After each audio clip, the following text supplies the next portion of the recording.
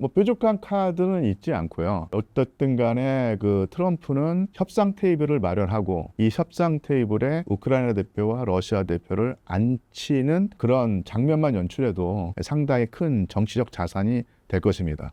그래서 전쟁을 질질 끌면서 사실은 제대로 매듭짓지 못했던 조 바이든 전임 대통령과 어쨌든 간에 종전, 휴전의 그 실마리를 풀러서 평화협상의 자리를 마련한 자신과 대비하면서 정치적 자산으로 삼을 가능성이 있는데요. 근데 문제는 또 거기서 그치는 것이 아니라 협상 테이블에서 나름대로 효율적이고 유의미한 대화가 오가고 절충이 이루어지면서 전쟁을 빨리 매듭짓는, 즉 종전까지 다가가는 그런 과정도 연출이 돼야 되는데 여기서는 상당히 그 험로일 것이다. 그래서 시간이 많이 걸리고 세부 사항으로 들어가면은 양측의 충돌이 나오면서 상당히 협상 과정이 지지부진할 가능성이 있다. 이렇게 저는 판단을 하고 예측을 합니다. 예, 그 전부터 사실은 우크라이나는 서방, 특히 미국의 지원이 아니면은 버틸 수 없는 상황이었고요. 이것은 뭐 무기 차원이 아니라 거의 그 파산 국가 단계까지 가서 미국으로부터 자금 지원을 받지 못하면 공무원이라든지 아니면 노인연금이라든지 이것이 지급이 안 될 상황이었던 거예요. 그렇게 되면 이제 국가 자체가 무너질 가능성이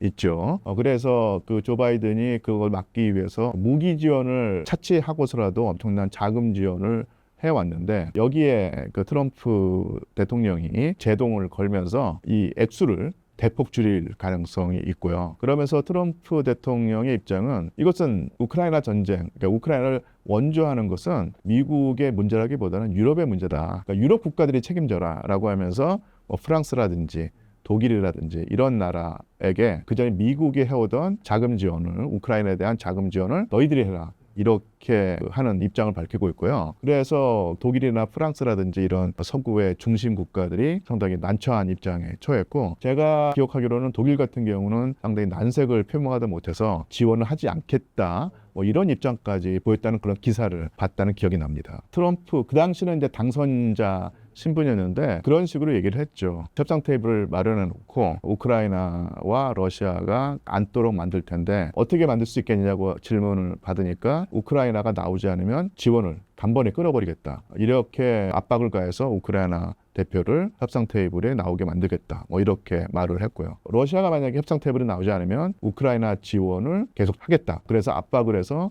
러시아 대표를 나오게 만들겠다. 이렇게 말을 했는데 이런 전략이 과연 제대로 먹힐지도 저희가 좀 관심을 가지고 지켜봐야 되지 않을까 싶습니다.